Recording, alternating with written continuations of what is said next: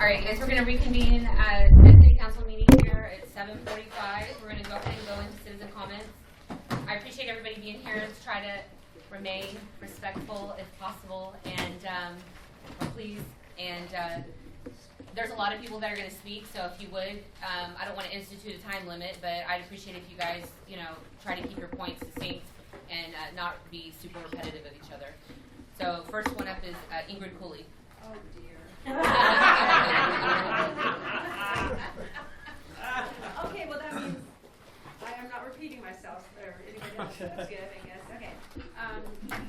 I do want to thank you all for an amazing event in the Easter egg event. I really appreciate that. I don't have any kids anymore, but my dogs loved it. Okay, so I guess what I want to address is the fact that a lot of the bond issue and moving the buildings and that. I just want to remind everybody this property that we have here next to us. Thought the reason we bought it was so that we could use it to build upon. So just want to kind of bring that back into the picture. Hopefully we can come up with a good solution for that, even if we have to do it temporary. So what, I always tell my kids we can't have everything all at once, even if we have to do it in stages, that's okay. I can't see any reason why we can't do that with what we're planning here. Hopefully the bond will go through. And secondly, I'm a little bit concerned about, I guess it's number 9, the fact that we all did vote mayor in, and so we want to make sure that we keep our mayor in the position that she is, so that we don't strip anybody of any powers. A lot of voters came out to vote for you, so I just want to give you that support. Thank you. Next up is Richard Sherman. Yeah, I guess it's the same question, but maybe not precisely. But other than buy this other building or rent it or anything during construction, could we just build back here in an office complex, and then after it's built, move people in, and then this will be free to reconfigure for DPS?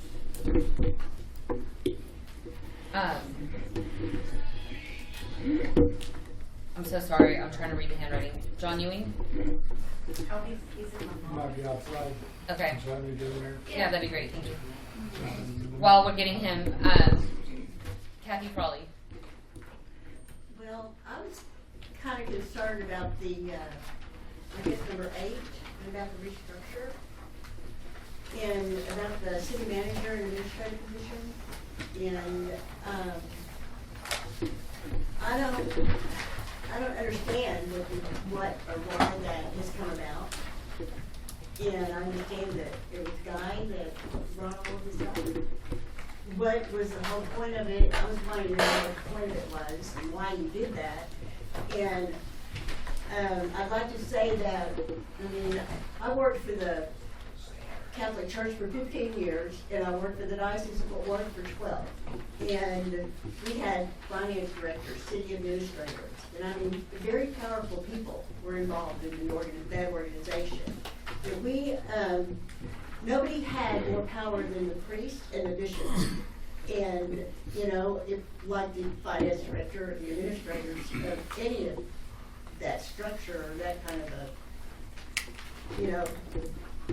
to me it's like the same thing as the way the city is run. A lot. You have your councils, you have the different jobs, you have all of your people, your congregation, and it's all kind of run the same way. But nobody had more power or decision making in the final decision than the priest and the bishops. And I just wanted to just kind of say that because I don't understand why this all came about. That is my biggest thing. Just, kind of out of the blue. What brought this on? That's all. Do you want to grab the people, I guess, and we'll just let them come in? Because I don't know if just ask them anybody else if they want to speak, and you can kind of have them line up in the hallway, and we can take them real quick. Mr. Ewing. Go ahead, tell them. I'm John Ewing. I've lived here for 25 years on Sunset Oaks. I went to the town hall meeting last week, and because I was very interested in what was going on. I haven't been that interested in what's going on, but anyway. What I learned at the town hall meeting, or what I heard at the town hall meeting, was regarding the two propositions, where one was gonna be $2 million for the renovation, rebuild, or whatever, City Hall, and one was gonna be $4 million for streets and plumbing and water and all that good stuff. And then I also learned that we've been losing our butt on water for 2 or 3 years because Arlington and Fort Worth are charging us more than they're charging us. Those things shocked the heck out of me. So I had a few questions. One, how could we let something like that happen where we know we're being charged more for water, and yet we don't pass that on to the residents? Was anybody in the council that's currently here today or on the council that's not here today here when that happened? Everybody on the council was here except Mark and I. So why Not on didn't here we then? do something? Let me explain real quick public comment so Okay, that I'm I sorry. can, just so for anybody here, if it's something really quick, like who's here, I'm happy to answer that for you because I Well, no, want to be curious compliant. because I But want to know why it happened. technically, we're not allowed to answer in Okay. public comments, and so I just got to make sure that we stay within the law. So Okay, well- if you pose your comments and you stay, I will address them in my mayor comments. Can we do Okay. that? Make it in a statement, then you'll respond to my statement. There you go. That's exactly right. You're free to ask questions. Okay, well, okay. I guess I'm very concerned of the fact that if the council people are currently on our council today, that were here in 2014 when we found out that the water, if we did find that out, that the water was costing us more than we were charging our residents. I'm very concerned whether those people should be on the council anymore. That's one. Two, when we talked about Proposition 2 at the town hall meeting, many people at the town hall meeting said, if the council is still planning on spending $600,000 of the $2 million in that proposal, they're not going to vote for the proposal. So my concern is, if the council wants the proposals to pass, they better get their act together and work at it, because it's not going to pass, I don't think, if the town hall meeting was a good representation of the citizenry of DWG. Because it's a waste. I mean, I don't understand why. The third thing, I guess, is if DWG owns enough property right here to build a new city hall, then do that. Build it in pieces. Build part of it, then move what you can. Build another part, connect, another part, and connect.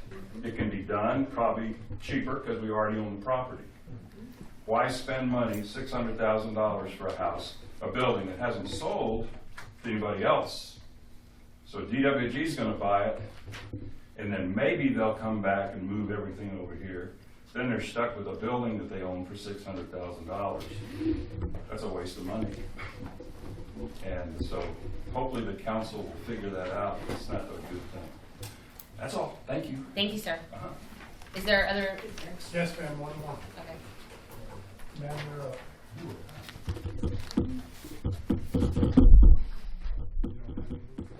She has nothing to say, ma'am. Okay. Anybody else? They said there was a bunch of people in the parking lot. There are people outside, but they do not wish to speak. Okay. All right. James Robinson. Mary, did you want Officer Pike to check and make sure? Yeah, that's what they told us when we walked in, is that they wanted to come in and speak. He's on his way. Okay, thank you.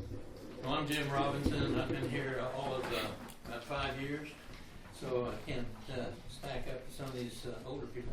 But my concern, and I live on Carnation Drive, by the way. My concern, I think, is item number 8, which I believe, I can read between the lines there, has to do with this idea of reorganizing the city and creating a city administrator and so forth.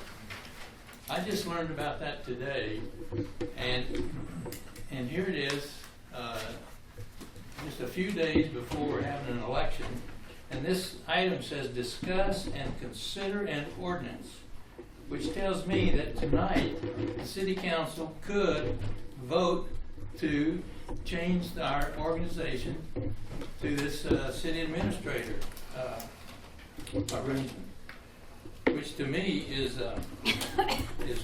really stepping out there and doing all this without any citizen input, citizen knowledge or publicity, and it just seems like it's a last minute item that's being jammed down our throats. And so my recommendation would be to strike that consider an ordinance part and just discuss it. Let the city council discuss it, but don't take any action on it tonight until it's been thoroughly vetted and reviewed by citizens. Thank you. Mr. Fallon? Jim Fallon, I live on Arcot Lane. I feel somewhat like Jim Robinson does, items 8 and 10. To me, it's unconscionable for the city council to make any long-term decisions when 2 of the 5 members will no longer be there, will no longer be held responsible for it. We ought to wait until we spend any money or make any commitments. Changing our administrative type and deciding to sell vehicles and buy new vehicles tonight is the wrong time. I think you ought to have table any long-term thing until A, the election, see who's going to be on the council, and B, if the bond goes or not goes.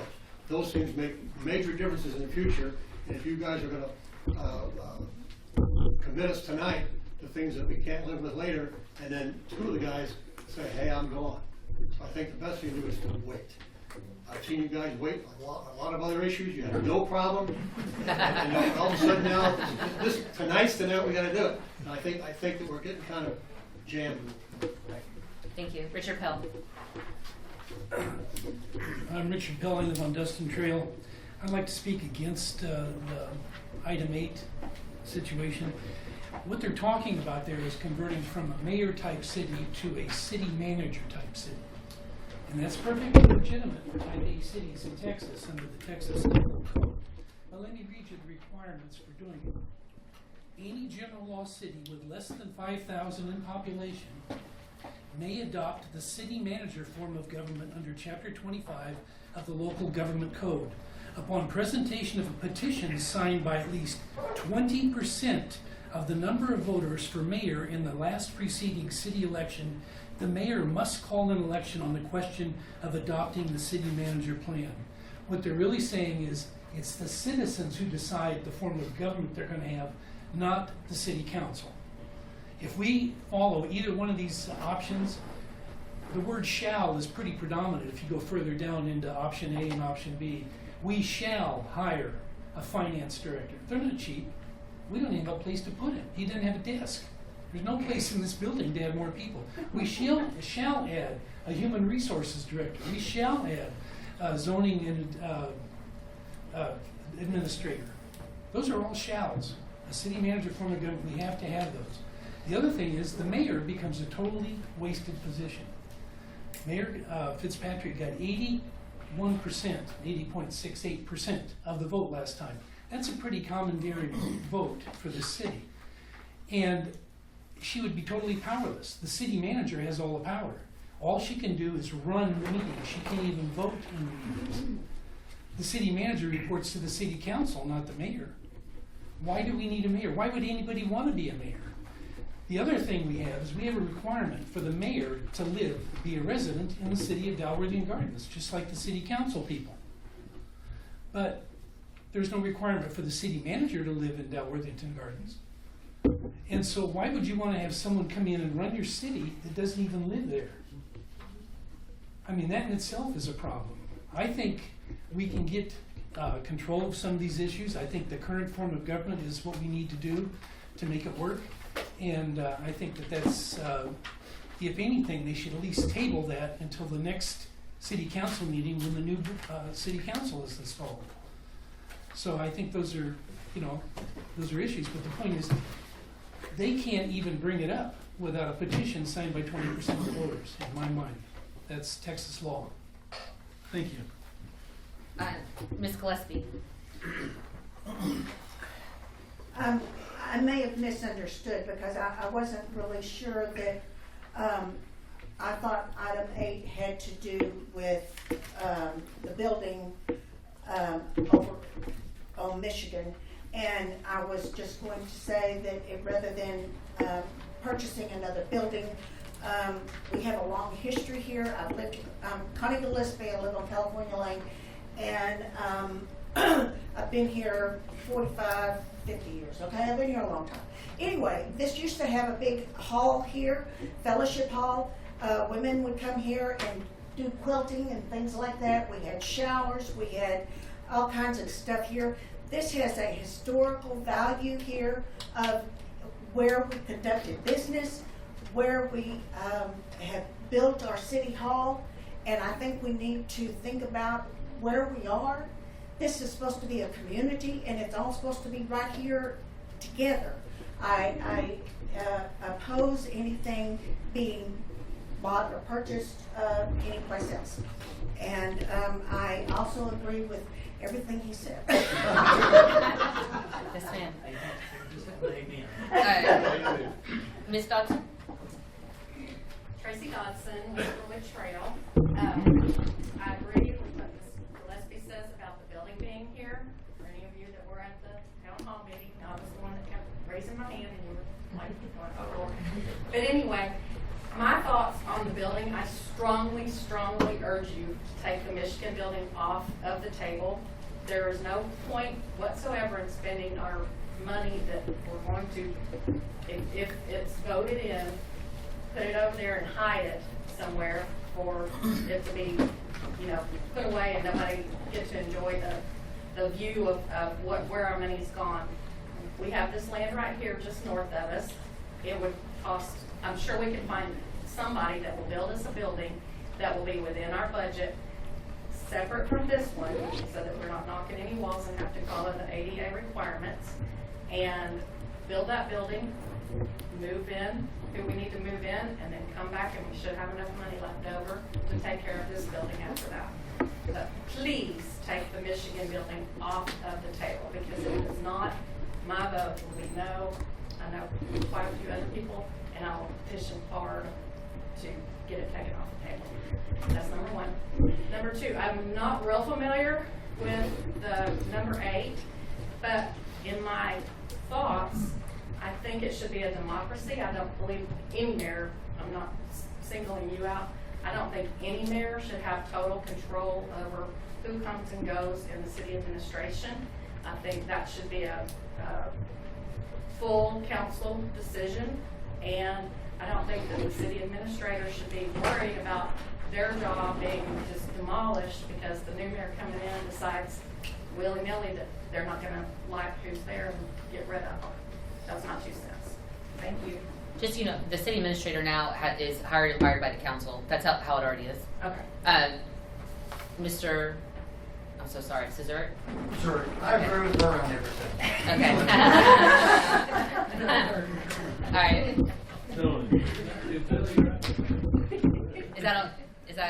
Are you good? I'm Okay. good. Mr. Kaiser. I'm Kenneth Kaiser, 2815 Broad Acres Lane.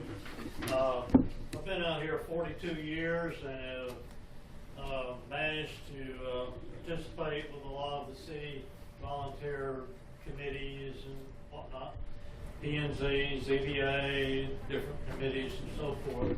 So I've managed to get to know a lot of the former mayors that you see on the wall here and all the resulting city councils that we've had over those years. And I've always thought that they were a lean and mean group. And they've managed to guide the ship down the road without too many hurdles. And they got pretty innovative about our water and some other things that went on. But and I admire y'all's can-do attitude about trying to solve our problems for our infrastructure and our budgets and so forth, so on. And I attended a couple of the latest meetings, the town hall meetings, and I felt fairly confident that y'all were on the right track. And particularly when they were talking about the infrastructure and all the different options that might be available for City Hall, I have to agree with these ladies and gentlemen here in front that I would really like to see the the new city hall be on this property next door rather than over in another part. And I really think that your bond issues, I think they're pretty small. $2 million, I spent 50 years in commercial construction business, and I'm here to tell you, $2 million doesn't go very far. $4 million doesn't go very far when you talk about what happens in the streets and drainage and sewer and water and all the other things that are associated with that. But I thought, what I gathered out of the town meetings, what I thought that the citizenry was basically accepting the idea, okay, we're going to have some small increases for these bond issues, and we'll be okay, and we'll get this thing back on track, and everything will be cool. Then last night, read a notification telling me about this item number 8 on your agenda tonight, and that really concerned me. I spent a good hour and a half doing a lot of reading of both option A and option B. It was pretty easy to ascertain who wrote it. I followed Mr. Campbell for years, and I've seen some of the stuff that he left behind in Arlington. I wasn't too happy with that. But I really felt that it was necessary to come down here and speak to you tonight about, is this really, really necessary to add another layer of bureaucracy to run this city? And like this gentleman said up here, you have no room, you have no money to take care of this.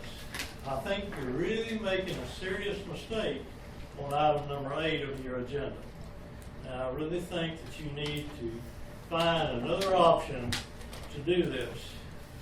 Now, I would like to just ask the question. I know you said a while ago you can't answer questions on a public deal, but I would really like for you to put either in the newsletter or somehow answer the citizenry, did you include the cost of this new layer of bureaucracy in the budget that you gave in the town hall meetings? Were those expenses shown on the screen? I'll answer that in my mayor comment. Okay.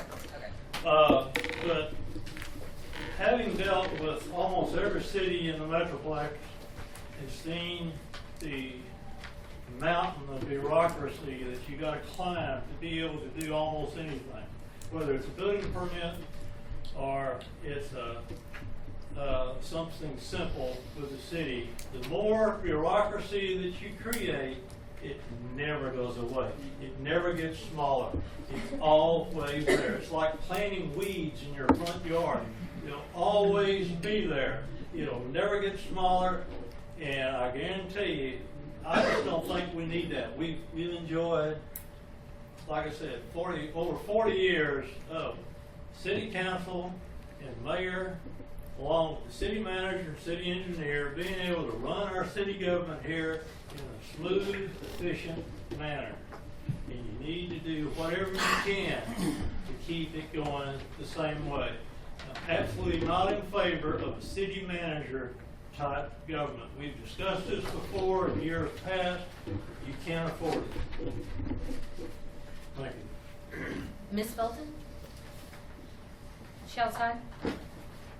Can you? I don't have any. Oh. Can you just ask if Penny's out there? I'm Felton. here. Oh, I'm sorry. Yeah, I was just gonna say that I'm not in favor of the building moving. Yes. Not in favor of the issue. Yes, ma'am. Hall of Amy. Paul Bailey, 2705 Park Place Court.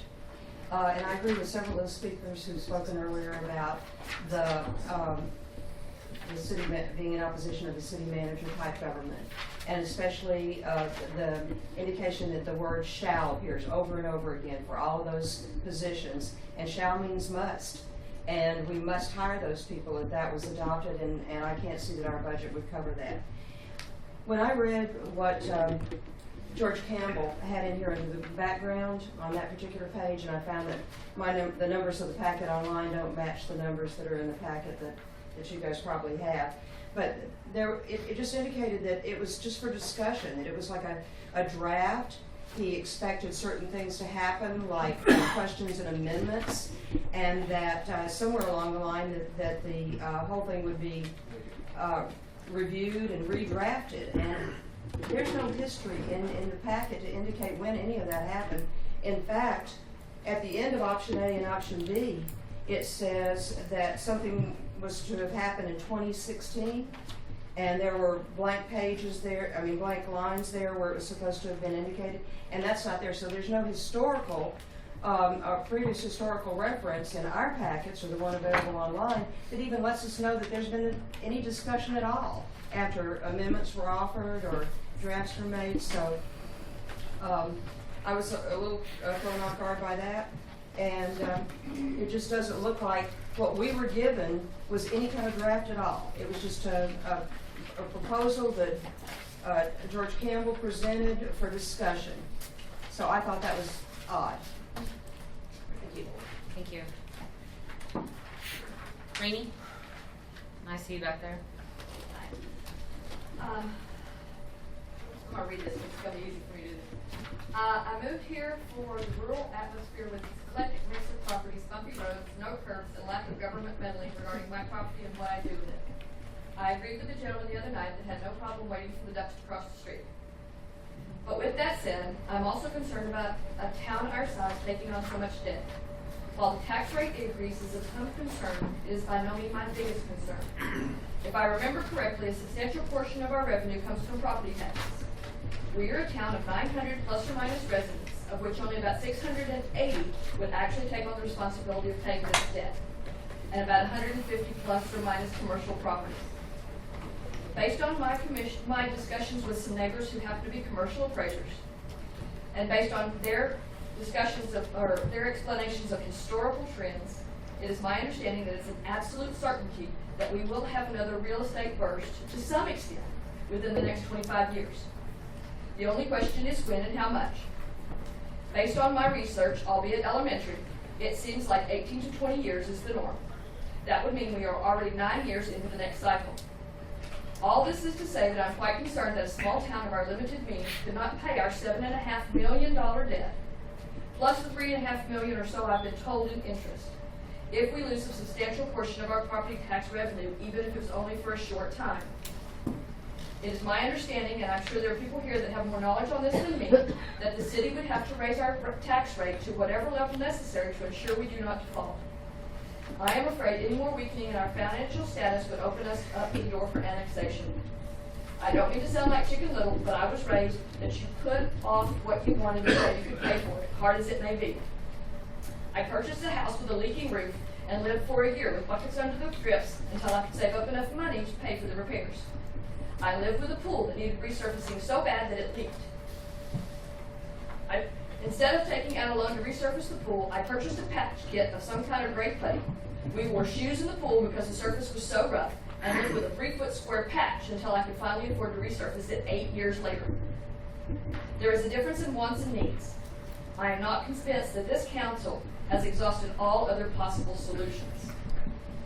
In addition, I am concerned that the property over on Michigan, I called the Terra Appraisal District today, did not mention that specific property, mentioned just property in general in Dalworthington Gardens. I was told that every property in Dalworthington Gardens this year was actually appraised. In other words, they do a mass appraisal. They actually reappraised every property in Dalworthington Gardens this year, my understanding from talking to them. They also appraised, that was explained, they appraised based on market value, what a property would sell for. They do that based on sales data, as well as they might take into consideration some condition issues or something, but it's based on sales data. With that said, I am concerned that we are paying $615,000, or we may be paying $615,000 for a property that's been on the market for over 18 months, and that the Dallas County Appraisal District only believes is worth $345,000. That's a $200 and however many $1,000 difference in the amount that we're supposedly willing to pay for a property. Not to mention we have this one next door, are we going to sell it? And last but not least, are we paying cash for that piece of property, or are we going to put it on payments? We've already had an 8% tax increase. This increase will be a 45% tax increase, will amount to a 45% tax increase if we go up to the .368 line. And I did have a question for Mr. Calhoun, who did respond to me. I asked him at what year this tax rate would become effective. And I was told it would not become effective until 2018. I have that in an email from Mr. Calhoun. It will not become effective until 2018. That means it won't be on my taxes in November. I don't believe that that's probably an accurate statement. I don't mean to call you a liar, I'm not saying that. I'm just saying, my understanding is, once this happens, it's effective right then. Otherwise, I'm assuming we wouldn't be buying, drawing any money until we can actually start collecting taxes on it. If it's not effective until January 1 of 2018, then I'm assuming we couldn't do anything. And is that the plan? To not do anything until January 1 of 2018? Or are we going to go ahead and borrow money before the tax rate goes into effect? That's all. Cindy Newman. Cindy Newman, Elephants Drive. I came here tonight also for item number 8, city manager, form of government. And I read Mr. Campbell's Plan A's and Plan B's.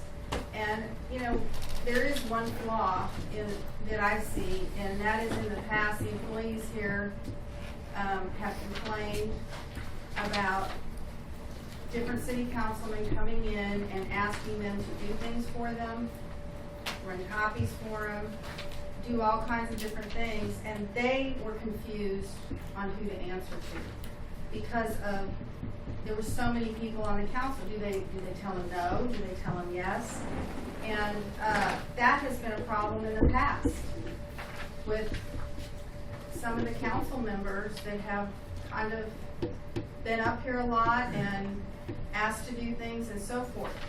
So what Mr. Campbell said was that they were confused on who to answer to the mayor. And I just disagree with that strongly after talking to some of the employees in the past. And I also, I guess that's it. That's all I'm going to say tonight. Thank you. Pat Noonan. Pat Noonan, Elkins Drive. I want to approach this from a little different perspective. Thank you all for being here. Thank you, all of you, for all you do for us. Chad, we're going to miss you. So thank you for all your time and efforts here. I want to talk about culture. And I, too, am addressing point number 8. Okay? So the culture of our city that is part of our legacy. Many of you won't be aware of this, but I'll just share 2 quick, I'm never quick, but I'll share 2 specific items of fact. The night our former mayor was sworn in, he signed an agreement with the city as mayor, with a company to provide services to the city. That company, it would appear, was not a legitimate company. Didn't have a tax ID number, wasn't registered with the state, wasn't registered with any state. It did have commonality, though, with his work address for his real company and his phone number for his real company. Okay. So for years, the city paid this company for services, and it was delivered to the former mayor's work address. This went on for a very long time, several years, until a point in time came where the checks couldn't go in the name of that company anymore, and they had to switch to his real company name, and he came in and said, I bought that company. So now write the checks out to me. And so the city just switched it. These people, some of them knew, not all of them. Some of them weren't here when it happened. So that's one. That speaks to the culture, I think, of our city council's legacy that we are still living with in some ways. The second thing that happened a couple years ago, some of you will notice, one day we had this big green building appear on our pad site. And we live across the street, so we noticed it right away. I thought, what the hell is that? So come to a council meeting, which is a couple nights later, and said, hey, you have a permanent building, new building, on the pad site.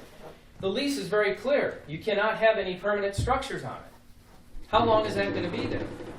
City council's response, well, we approved that 3 years ago, in a special meeting with XTO. We just approved it. Sorry, we're stuck with it.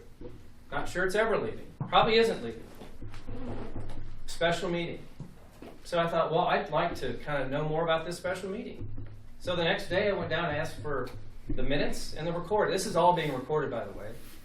And the city has an obligation to keep all recordings in perpetuity. Okay. There's no minutes. There's no recording. Well, could I see the building permit that was filed with the city to build this building? No, we don't have that either. Sorry. Okay, so we don't have any of those things. How does the XTO get away with that? And how could they have a special council meeting? In that meeting, we were told with XTO, they came in, presented all these pictures, showed graphs, and misled the council about what they were going to do. Walter DeWeese was thrown under the bus. Walter was XTO's guy. So about a week goes by, maybe 2 weeks, and I notice there's a new set of minutes for a meeting from 2012. I read it. Oh, the city had a special 7-minute meeting in 2015 to put together some quick minutes from 2012. And guess what? This council approved those minutes. They voted on it. Yeah, that was a meeting. Get those minutes in the books. 3 years later. The minutes don't mention anyone from XTO having attended the meeting. Now, when we have a council meeting, when this council meeting minutes will be recorded and be delivered in the next council meeting's package for approval. Well, that didn't happen either back in 2012. So, what happened in that special meeting that they had for 7 minutes? They did 2 things. They approved those minutes. They approved a resolution. All of our resolutions are numbered, but guess what? That one, the real number was taken. So they just put an A at the end of the prior resolution number that was up in the queue. Okay, and we'll paper over this. No problem. Oh, the other thing they approved in that 7-minute meeting were the audited financial statements of the city, which showed a dramatic loss for the year. A lot of it was water related. No discussion. How could you discuss it in 7 minutes? Okay? All right. 2 examples of many of what the culture was in this room for a very long period of time. Some of our guests here tonight were a part of that. They were participants in that. So here we go, 2016, and we take care of that with 82% of the vote. We say enough. We've had enough. We're going to go a new direction. We're going to get somebody in here who is transparent, honest, and accountable to us. Those 3 things that we did not have before. And what happens? Improvements happen immediately. Immediately. We improve our staff dramatically. Thank you. We improve the front hall of this place. You walk in the front door now, they smile, they're friendly, you get what you need. I was blown away this morning. Open records request. Here comes, no, it was wonderful.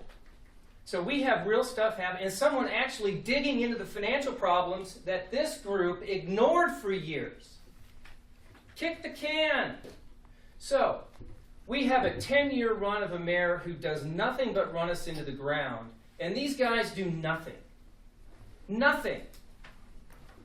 We get a mayor in here who really wants to change things, is accountable to us, and what do they want to do? Oh, we'll take care of her. Yeah. Really? I don't think so. You are accountable to these people.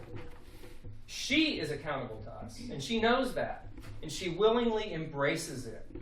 And they want to gut her ability to influence the staff, the direction, our standing in the community. Come on. That's not what we voted for. But the cultural thing is a bigger issue to me. The culture of deception that we lived with for so long is over, or should be. I think we're getting close. Thank you. Kathy Stein.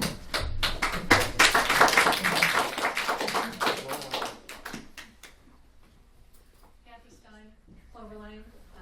A shift in topics. This is number 10. Kathy, wait, follow that one up.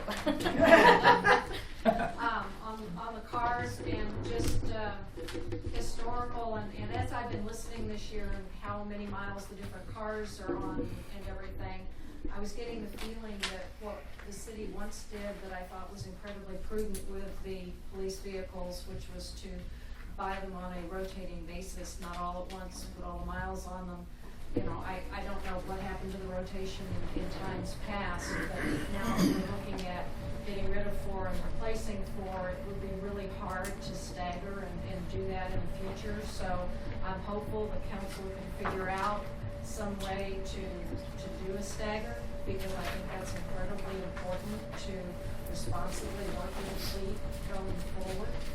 And I would really like to see that done. And I noticed the agenda item says purchase. I like purchasing. I've heard some words bandied around about leases. I think that for police cars, that would be a bad thing to do. I have no clue whether that's truly germane to your discussion currently or not, but I just thought I would comment on it in case it was. So please figure out some way to get staggered back in these vehicles. Thank you, Kathy. Did anybody else have a form that they didn't get to turn in? No? All right, next we'll do mayor and council comments. I'll start us off. One, with regard to the bond, I want to let you guys know, some of the people have been asking me, to your point, why can't you just raise the taxes and we pay as we go? Well, here's the problem. At your home, you're the only one responsible for you, right? You live there and you put up with the risk.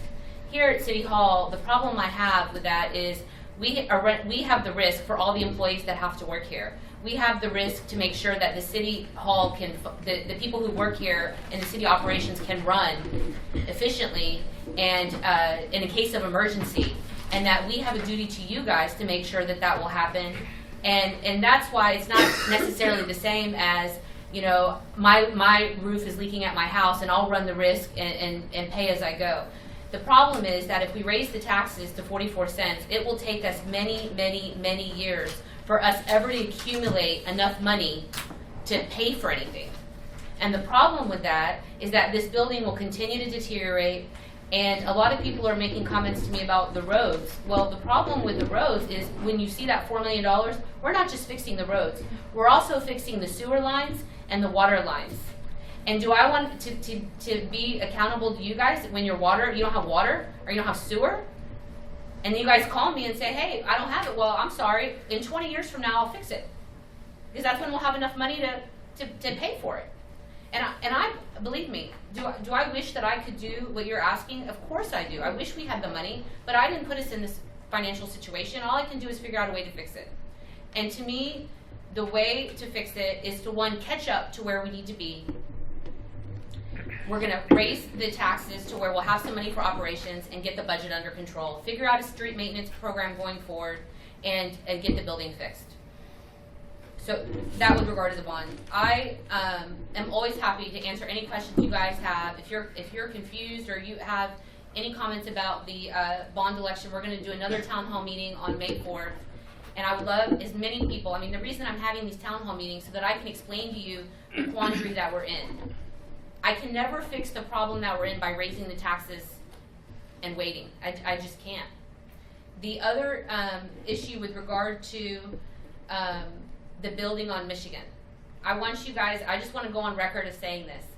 In a council meeting, several months ago, I brought you guys a plan, the council plan, to build a building on Roosevelt for $3.8 million. And the only reason I want to make sure this is very clear is that I go on record to say that that building on Roosevelt, to do it right and to make sure that it was done in accordance with the standards that VLK set forth, the cost was $3.8 million. That was struck down, and somehow we got to a number of $2 million that was based on no documentation, report, evidence, anything. So I would love to keep the building personally on Roosevelt. Whether we can do that or not, I have no idea. We can certainly look at trying to get some numbers to put it on Roosevelt for the $2 million. But one of the things that we need to consider is, one, even if we don't move the walls, there is some indication that we would have to meet new fire codes, our 2015 fire codes in this building. And if you make a building to the north, whether or not we would have enough money to put it here. But I'm certainly willing to look at it. I want to do what you guys want to do, okay? Believe me, I want to do what you guys want to do. All I'm saying is that We looked at it before, it was 3.8. If we can figure it out for 2 million, I'm happy to do whatever the citizens want to do on that. With regard to the city ordinances tonight, because I know this is a big topic, and it's a big topic for me. And let me explain why. When I got here, of course I've never had been a mayor, right? And so I'm coming in with a fresh pair of eyes, and I see things that I can't believe that I see. With regard to the water, with regard to, charging the citizens less for the water than we're paying for it. I have indication, the records here, they're all, I came up here before, they're on the floor, they're in drawers, they're random. It's, I ask for things, they can't find me things credit card statements from last month. I had indication that one of the employees at one point had taken personal money on a credit card. There's some, or had bought personal things on a credit card. There were things like this. And things that the city administrator, like ordinances that didn't get enacted, budget things that weren't handled properly on the budget, line items. The CCPD fund is messed up right now because of incorrect information. So seeing all of this as a whole, it makes me nervous right now to change the ordinances. I am a huge fan of Wade. I hope, just so you know, I'm very supportive. Wade has got a finance background. I'm not a finance person. And I hope at one point that we can do something that will be along the line of one of these ordinances. But I want to go on record as saying that Wade has been with us 4 months. And he hasn't been a city administrator before. And it's my personal opinion that once we get past budget, that I would be happy to relook at this, but let's have a few months under our belt, and let's finish figuring out where we're at. Another issue I have with this is, and I think that we're about to go through this tonight, is that some of the way this language is worded is extremely broad, and it really takes away the ability of the mayor to hire and fire. So for instance, let me give you an example, is in the event somebody in finance was stealing, it would take away the ability of the mayor now to, because right now our stuff is so vague, right? Nobody really knows what it says because it doesn't say anything. It would take our ability away to hire and fire. And so what we would have to do is we would have to rely on the city administrator having that judgment to fire somebody. And then at that point, if he didn't do it, we would have to fire him. And so, like I said, I'm not against getting some organization here in the city. I'm all for it, right? I'm all for it. However, I am against throwing this up here tonight, rushing through it. This is a major decision, and it needs to be taken as such. I am for holding a whole council meeting just on this issue, where the citizens can come and we can go paragraph by paragraph, and we can make sure that it's done with people who are going to be here that are accountable for these decisions in the long run. Do I think we need to do some organizational changes? I do. I think there are people here who are confused about what their job descriptions are. There's confusion about who reports to who. There's definitely things that need to be changed and looked at, and I'm all for doing that. But I don't want to do it in haste, and I want to make sure that the decisions are well thought out. So.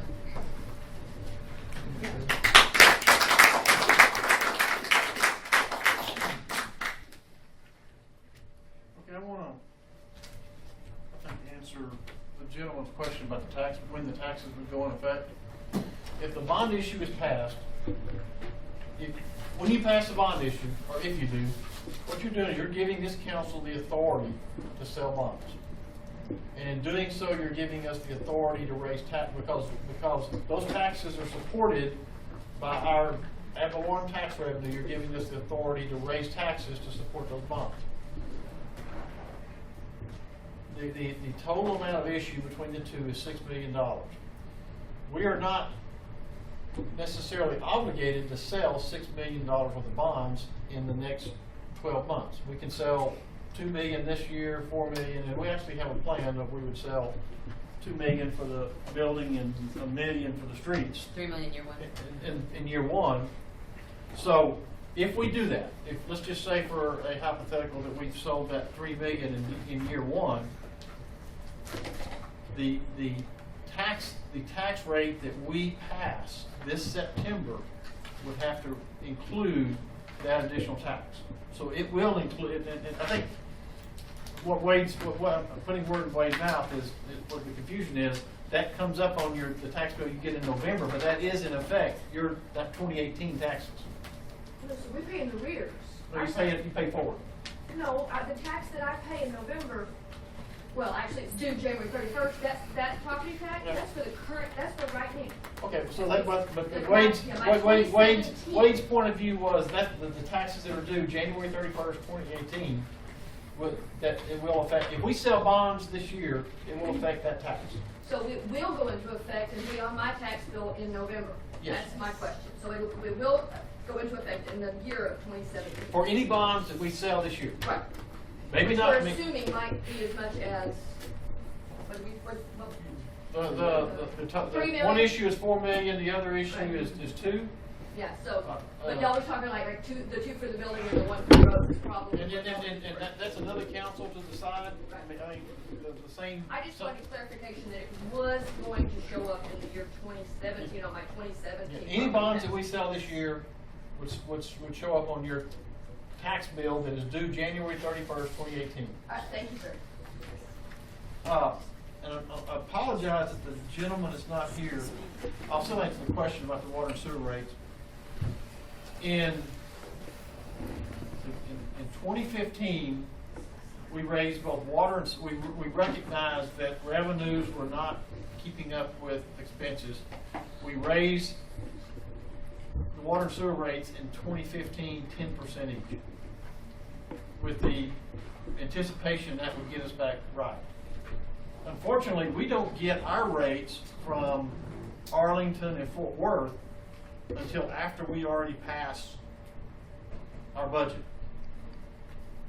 So those rates went up more than we anticipated. This year, we went back and actually had some advanced information from Arlington that they weren't going to raise our water rates. And we did a more extensive calculation to make sure that we were making up. So the reality is we have to make some assumptions when we do the budget based on what Arlington and Fort Worth is going to do in their rates, and TRA is going to do it. And Arlington's making assumptions based on what TRA is going to do in their rates, and Fort Worth's making assumptions based on what Tarrant Regional Water District is going to do in their rates. So it's all a big game. So we're sometimes guessing, sometimes we miss. This last year, I've been tracking it. We're still tracking a little behind, but we haven't had our high water use yet, so we should be coming out in a surplus this year. So those are the two things that I want to answer.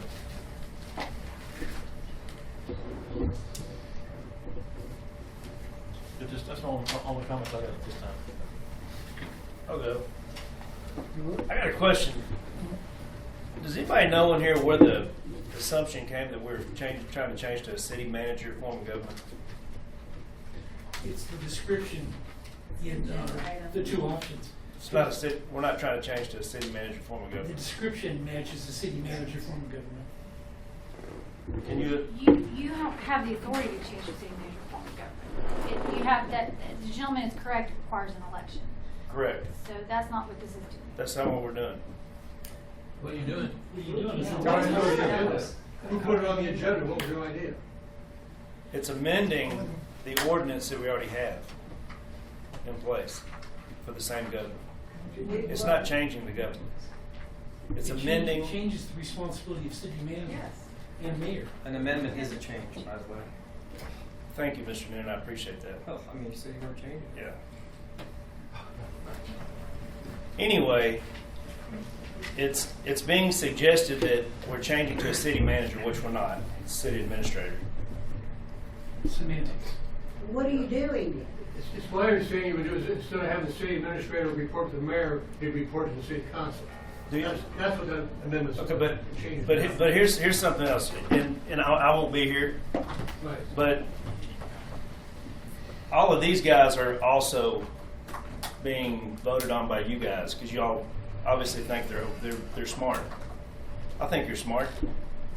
I think you have the wherewithal to make a decision. I think these guys are smart. So I don't see where, it's continues to be suggested that Kimberly is now being taken out of power and can't make a decision and can't help make a decision. And I don't understand that. We don't understand what this is all about in the first place. I mean, what is your number 9 about, or 8? Well, and I'm not smart, so can you explain, can one of you guys explain the, yes, sir? Who wrote number 8? Who put it on the agenda? Guy did. Guy, you put it on the agenda? Go ahead. No, if you put it on the agenda, you gotta know what it is. Let me answer your question. And I had a lot prepared, try to answer everybody's questions, so I wrote down what I wanted to say to cover it, but I'll try to go directly to you and give you the history.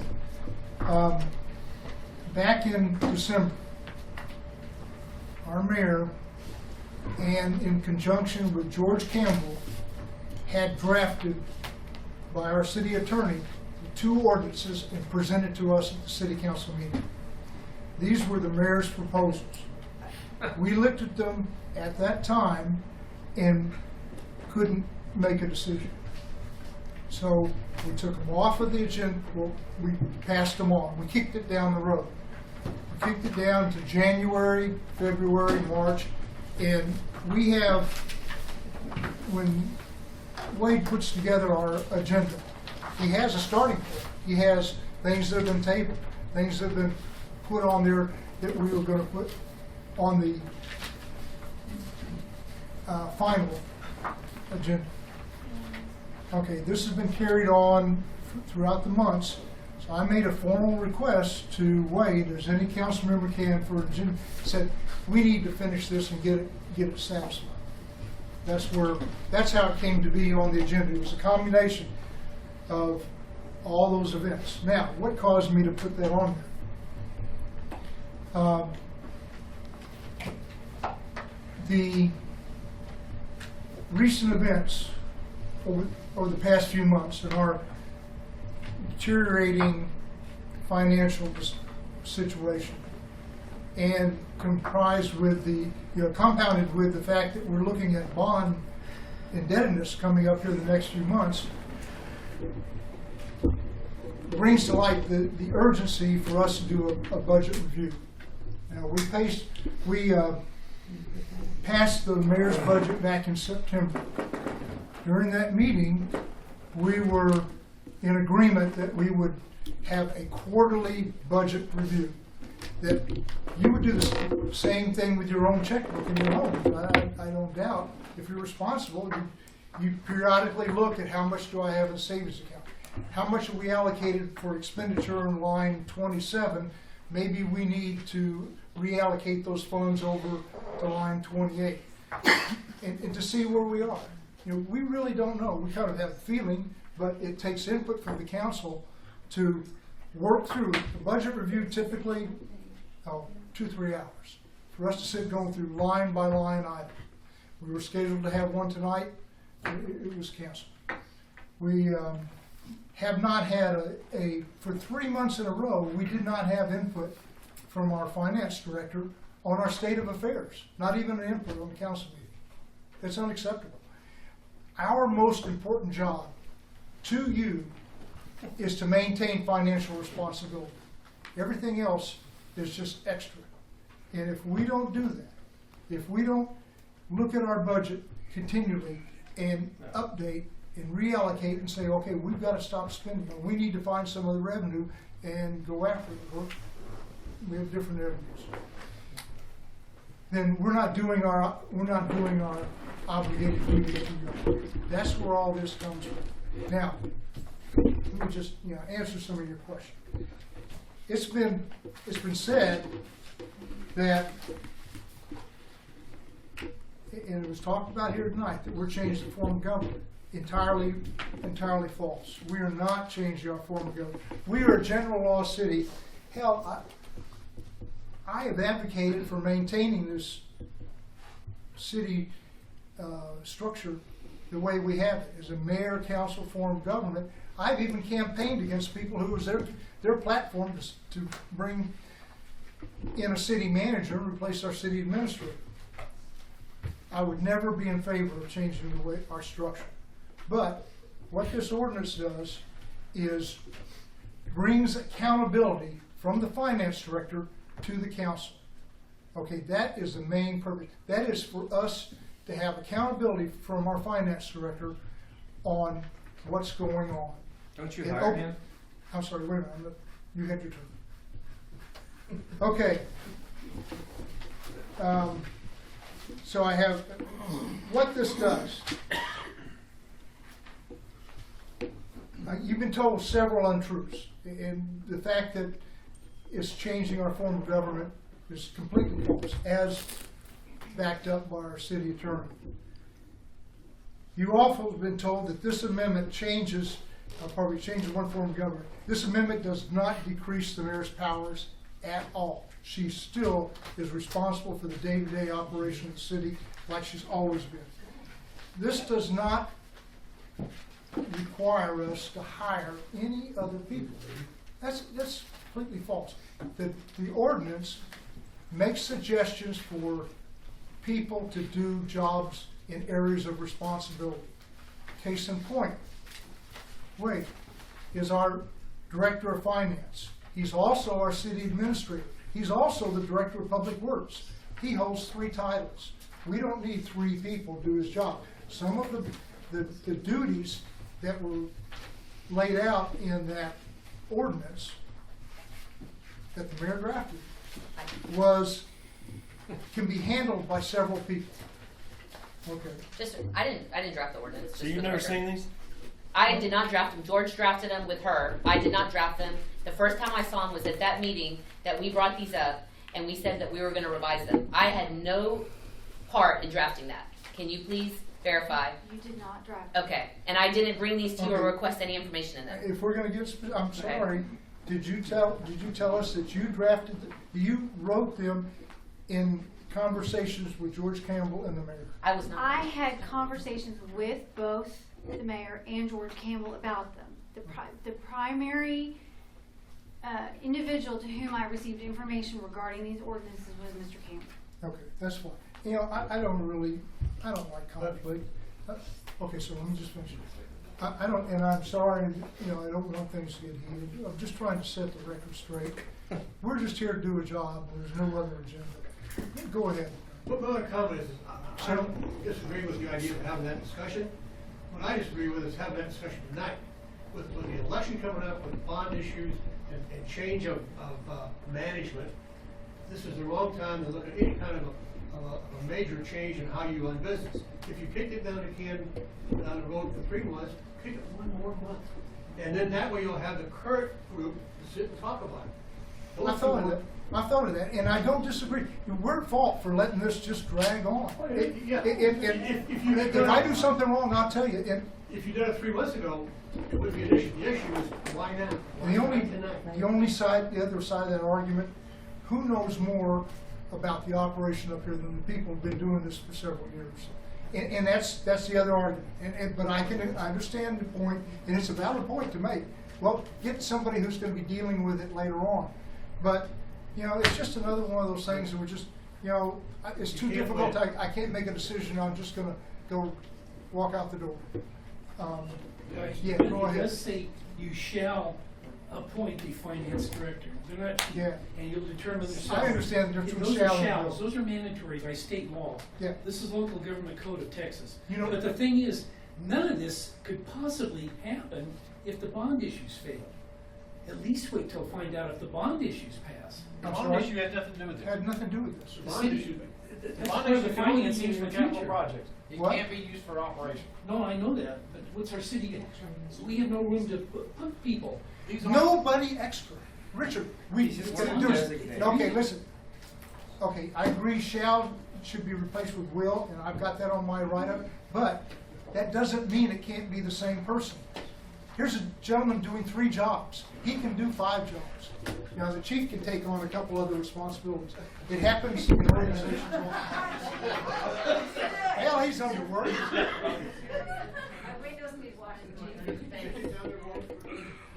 Yeah, but you can take some of that. You know, No, a city should not be run that way. One person is having to do the I apologize, my hearing's not that great. I said our city should not be run that way, with people doing multitasking. We can't afford any other way. Well, you need to raise your taxes a little bit so you can afford. We're working on that. You know, there's some of those jobs, We are gonna be annexed, and we're not gonna be able to stay a little city like we have been. there's some of those Because of jobs, y'all's mismanagement for the last 12 years, since we did our development, our city, whatever we did back in 2005. Our comprehensive plan of how we were gonna, our vision or whatever. Yeah, none of that's been done. Y'all have not maintained our city. You have not maintained our city. well, I don't disagree that things need to be fixed and repaired. And we're, some of us in agreement, and I think we're split on how much money we want you to pay for putting, But how you much do we can't ask want to these build? guys to do 2 or 3 jobs. That's, I mean, you just don't need to be doing that. I just don't think that's right. Well, you know, some of them don't. Wait, are you overworked? I know the chief's not overworked, so. You're glad to be here. That's a discussion for another night. You know, and the fact that, you know, I mean, if that 5 mile road is not marked like it always has been, with the cars going 100 miles an hour down that street, is that one of the reasons why? Is because he's having to do 5 jobs? That bothers me. I apologize. What bothers you, not me monitoring? Yeah, that's our street. Bowen Road's not being monitored like it used to be. Yeah, I mean, California. not saying anything about our police department, I mean, because I see them there, you know, but it's not like it used to be, and people are just, you know. But anyways, Well, is that because our police chief is having to do 2 or 3 jobs? No, ma'am, that's, and I'll tell you, I'll answer your question, and I apologize, you know, this is kind of a public hearing. We are a couple officers short, and the chief is diligently looking for replacements. That's gonna translate into people on the street, and that basically affects the budget, both positive and negative. But that's maybe what you're seeing, and Chief, how many people do we need right now? 2 or 3? We're down 3, and we're really 4 because one's deployed right now, but he'll be back in July. So And to the chief's credit, he's been pulling up the slack and patrolling the streets, which is normally not his job. So You're in the hole, and you don't have any answers of where you're getting money to me. I don't know where you're gonna get your money unless it's gonna be coming in from taxes. Well, you know, as I mean, Mr. because y'all have been using our oil and gas money, which should have been That's the flooded. point. Well, okay, oil and gas, we generally conservatively estimate on purpose our income from the gas. Last public meeting, I'd gone over the financials for March, or April, or February. And I guess that by the rate that we had been bringing in money, we'd probably be making about $50,000 to $80,000 more. For some reason, you know, our dollars have increased, and we're almost at budget on gas revenue, so we may be a couple $100,000. And it should not be used for operating. Well, I know, that's like putting it in a bank, where do you put it? But we have used it to pay for salaries, they all go in there. We've used it to pay for a fire truck years ago. But you should have seen that was money that may have been taken away and not really truly operating money. Yes, ma'am, but okay. And we do that each year. You know, we did have a budget where we had $450,000 coming in from gas revenues. Now we're budgeting $250,000. So we're adjusting. We're not just sticking our heads in the sand. It's a long process, and sometimes we get it right, and sometimes we don't. That's why we need to do. That is why we need to have quarterly reviews of our budget and look at the income and the output and make decisions. I'm getting emotional. I apologize. Well, it's not emotion. I mean, it's really like mismanagement, in my opinion. I'll yield the floor.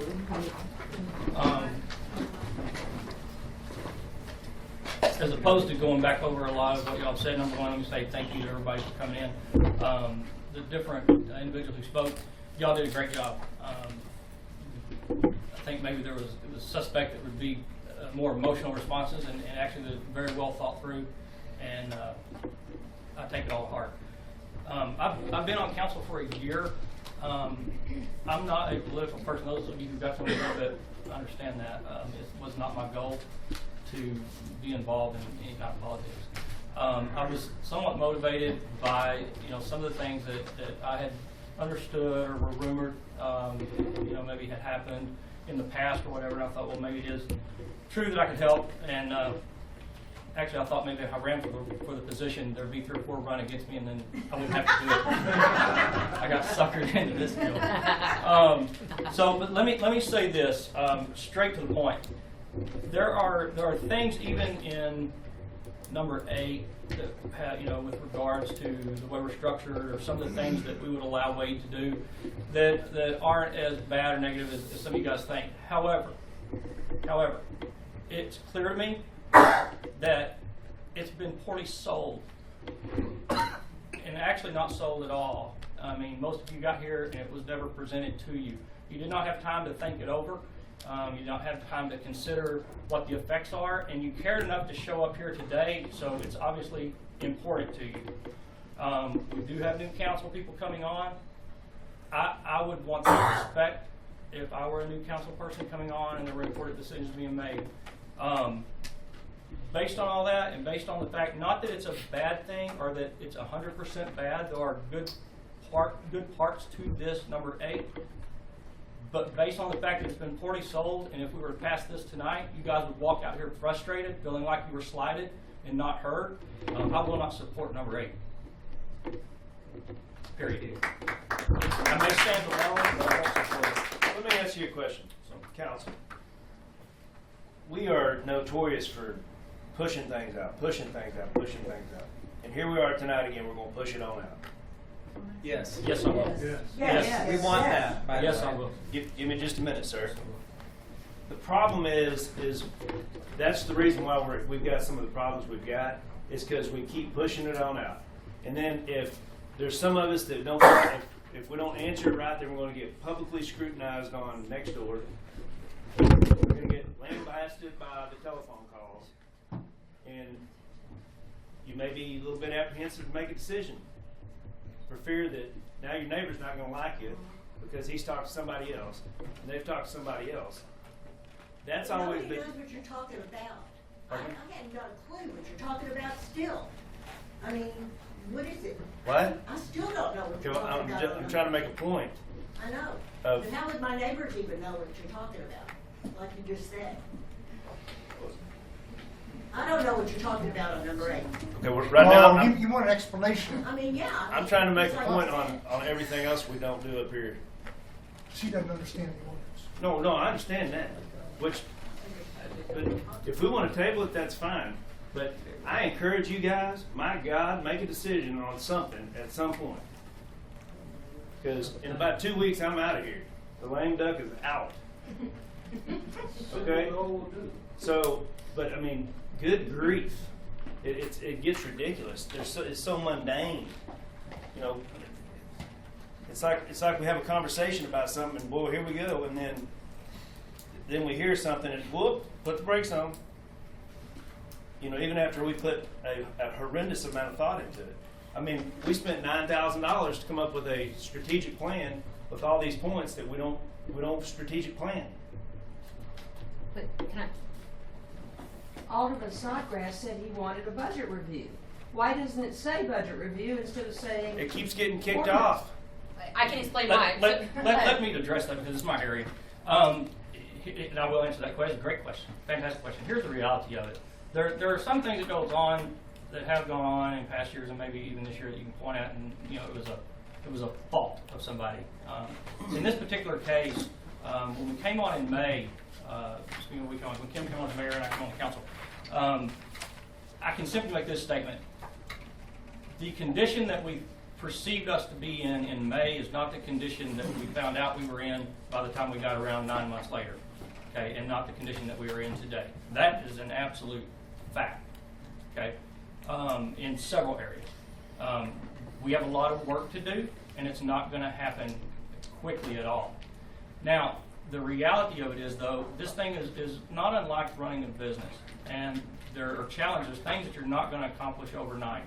So, if you back up to September, there were some things in place that were good. There were things that were being done just because of the history of the people who had been here long enough. They did have some answers to some questions that you might ask. That all changed. Those individuals left.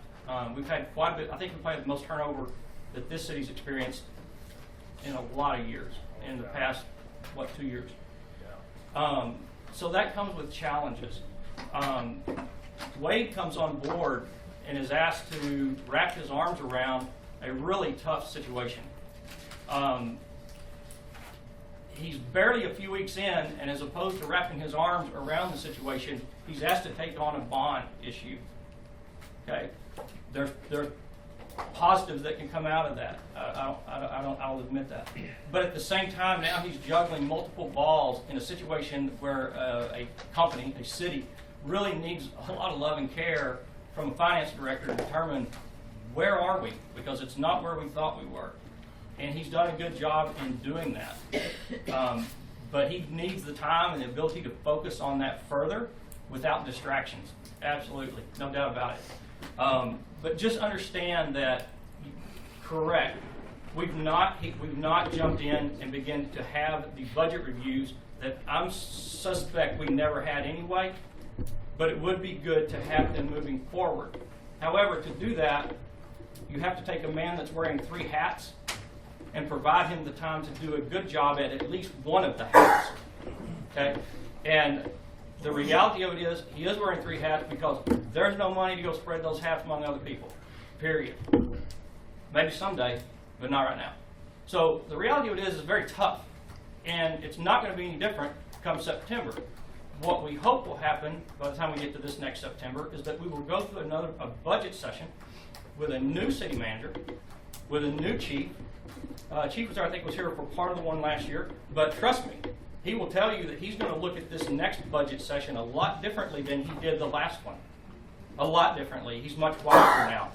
He also was part of coming in and realizing that, wow, 9 months later, I'm not really where I thought I was. I don't have the money to spend that I thought I had to spend. And so there's going to be a progression. Taxes are going up, whether they go up because of the increase in the appraised value of your home or a combination of that and actual tax increases. That's actually good news when you're trying to run a business. There is a chance for revenues to go up somewhat. However, out of respect for all of you sitting here who took the time to walk in here and sit down and offer your comments, I have made the comment in 2 meetings back as council members.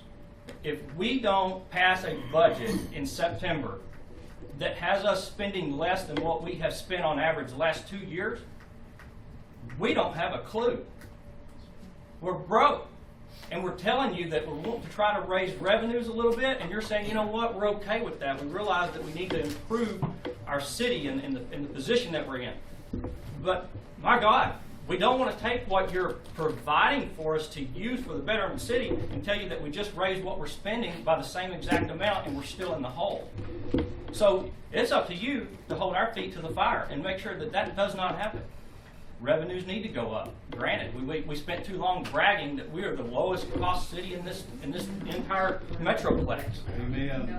You can only do that so long because you can't stop inflation. Inflation's going to continue to go up. If you continue to only take in what you've always taken in, at some point you're broke. We pushed right up real close to that at this point.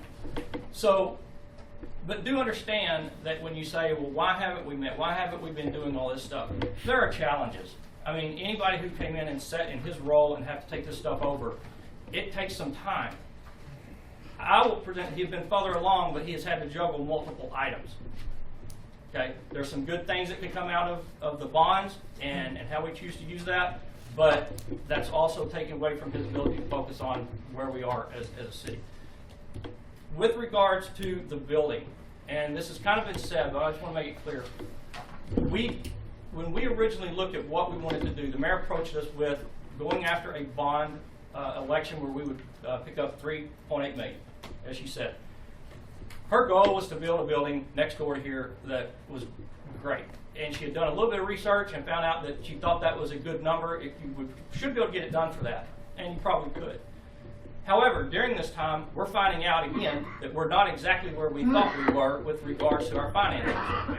Council is very nervous. Everybody from Chad to Steve, all 5 of us are going, wow. I mean, we definitely aren't where we thought we were, we don't have the money we thought we had, and we're worried about the gas being shut off and not having that revenue coming in.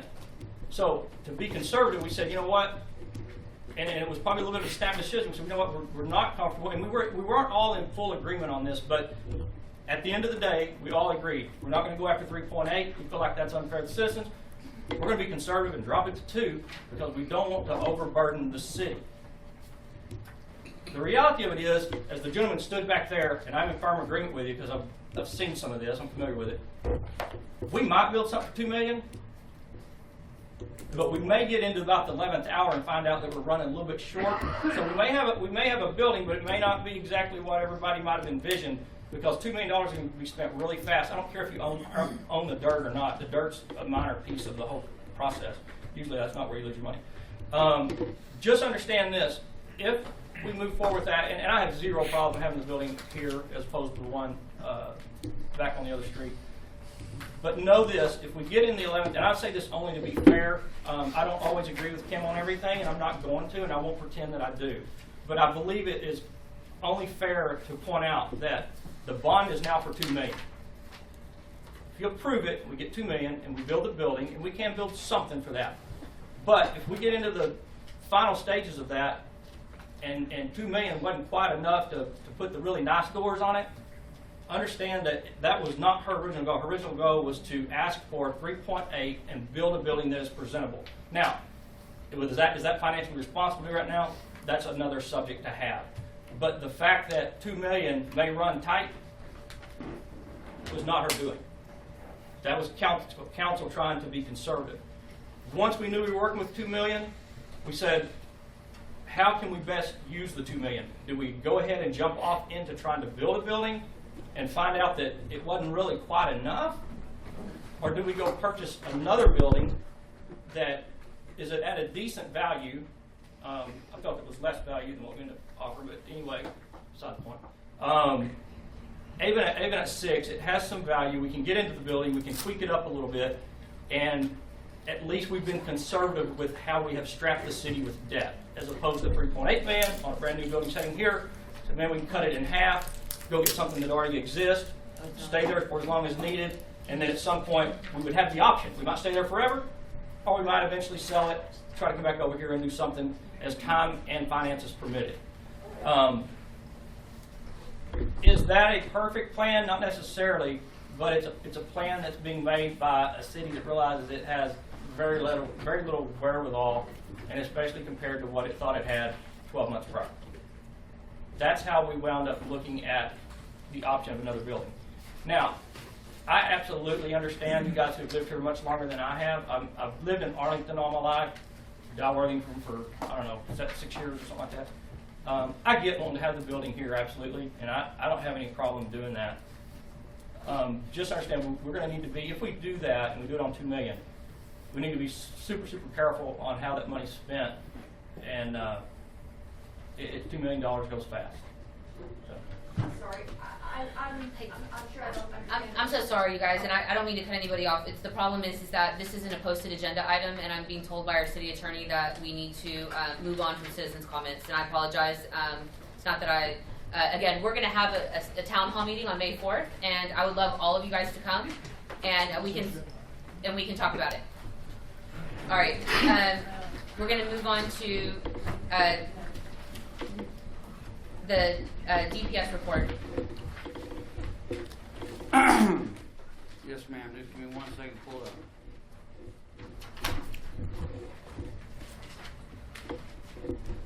Are you going to do just a second? Yes, I'm ready right now. Okay, go ahead. All right, real quick, we just had 424 police calls for service this time. We had 22 EMS calls, 10 fire calls. Everything is still as steady and proactive enforcement as we can have. We're at over 592 stops as opposed to 488 stops last time. I want to go ahead and just move on to, y'all can see some of the vehicle maintenance. We're going to be talking about vehicles tonight. And Captain Petty is going to be presenting some of that about the vehicles, and I'm going to go ahead and move past that as well. Where did that other part go? There it is. We had 6. Our accidents are down. We only had 6 this time, and so we're